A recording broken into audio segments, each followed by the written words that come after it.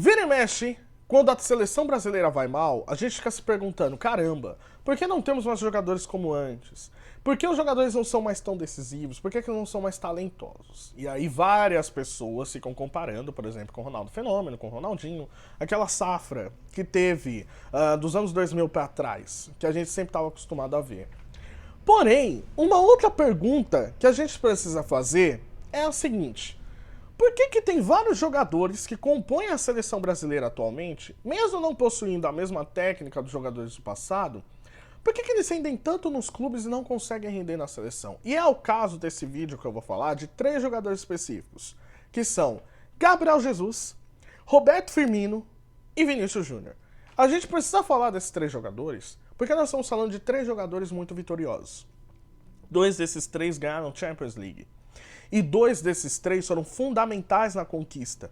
Fora que a gente pode botar também um asterisco no Gabriel Jesus, que na campanha do Manchester City, que caiu para o Real Madrid, que foi na temporada retrasada, que caiu na semifinal, depois de ter ganhado no Etihad Stadium, o Gabriel Jesus foi muito fundamental. Lógico, botavam as esperanças e expectativas nele devido à saída do Agüero. Pode não ter correspondido tanto, mas a gente está falando de um jogador que foi muito fundamental e agora é fundamental também no Arsenal. Então a gente precisa também explicar isso, porque pode ser uma questão de falta de talento, pode ser uma questão tática, pode ser uma questão de sentir a famosa pressão da camisa. O que será que pode explicar isso, que a gente precisa chegar numa conclusão? Mas antes, se você não é inscrito no canal, se inscreve, que isso fortalece demais o nosso trabalho. Bom, se tratando desses 3 jogadores, obviamente, como eu disse, são jogadores extremamente vitoriosos e reconhecidos por suas torcidas, por serem jogadores muito fundamentais dos seus times.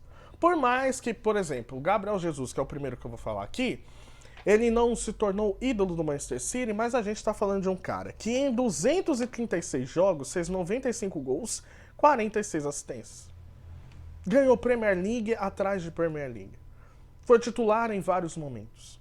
Não conseguiu, em o seu esplendor, estar na titularidade devido a Kun Agüero. Porém, na última temporada dele, ele foi fundamental para aquele Manchester City. É um jogador que atuou tanto como centroavante, tanto quanto falso 9, tanto quanto um jogador de lado. Tanto que ele termina a última temporada dele como um jogador muito mais de lado do que para o centro.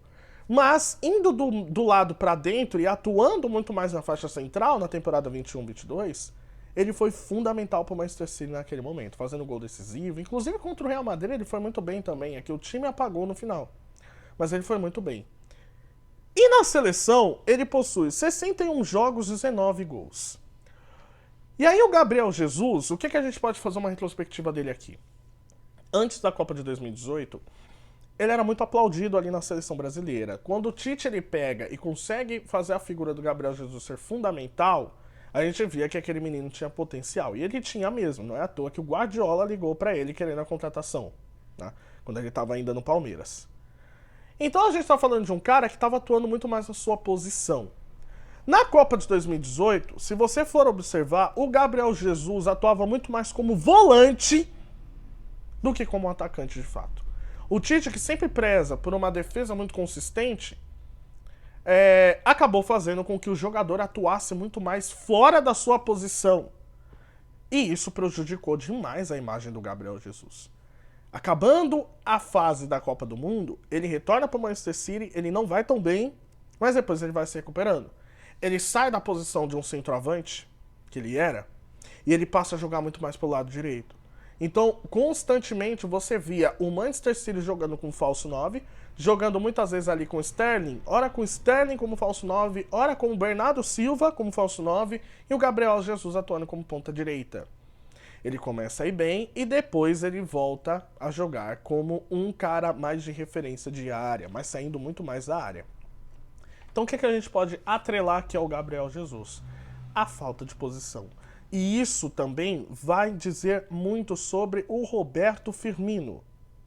O Roberto Firmino, ele que fez parte daquele mágico Liverpool, melhor Liverpool do século, com certeza, que jogava no 4-3-3 do Jürgen Klopp. Então eles jogavam com Salah, Firmino e Mané.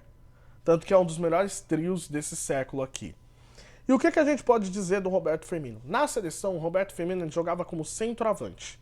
No Liverpool, ele jogava como um falso 9, vindo muito de trás para poder armar e terminar as jogadas, dando passes para Salah e Mané. E isso era muito característico, por quê? Porque no Hoffenheim, que ele jogava, ele atuava como meia, então o Firmino estava muito acostumado a armar o time. No Liverpool, em 361 jogos, ele teve 110 gols, 71 assistências. Na seleção, ele tem 17 gols em 55 jogos. Na seleção, o Tite queria ele como centroavante. E aí você escala o cara fora de posição. Porque o melhor Firmino, aquele de 19 e de 20, não foi bem aproveitado. Era um Firmino que ficou muito encavalado ali na área do Brasil, e o Brasil estava vivendo uma crise de criação ali no meio-campo. Ele teve um ciclo pré-Copa de 2018 muito bom, mas depois que acaba a Copa de 2018, o Brasil ele sofre com a criação. Apesar de ter ido bem na Copa América, mas quando pega a partir das eliminatórias e a partir da Copa América de 2020, o Brasil já não vai tão bem. Então a gente tem uma falta de criação ali na seleção brasileira, fazendo com que o Firmino fique fora da sua posição, coisa que ele não jogava no Liverpool. E aí não conseguimos aproveitar o melhor Firmino. E em relação ao Vinícius Júnior? Em relação ao Vinícius Júnior, é um caso um pouco curioso, por quê? Porque na seleção ele joga na mesma faixa de campo que ele atua como Real Madrid, ponta esquerda. No Real Madrid ele é impressionante, 234 jogos, 63 gols e 71 assistências. Na seleção ele tem 23 jogos e 3 gols. O que a gente pode dizer aqui?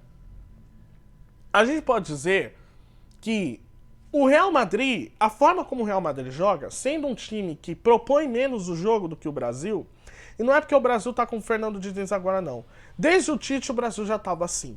O Brasil era um time que tinha mais posse de bola que o adversário, tá? Na maioria das partidas, ou quase todas. Já na seleção brasileira, o que acontece? Ele propõe muito mais o jogo, e diferente do Real Madrid, que o Real Madrid é um time que espera muito mais o adversário para conseguir contra-atacar, você faz com que o Vinícius Júnior não tenha campo para esticar e correr. E é isso que ele faz. Ele estica, ele corre, ele quebra as linhas com um drible, ele vence de 2 marcadores para conseguir tocar pro atacante de área, que no caso seria o Benzema, onde ele teve muito êxito.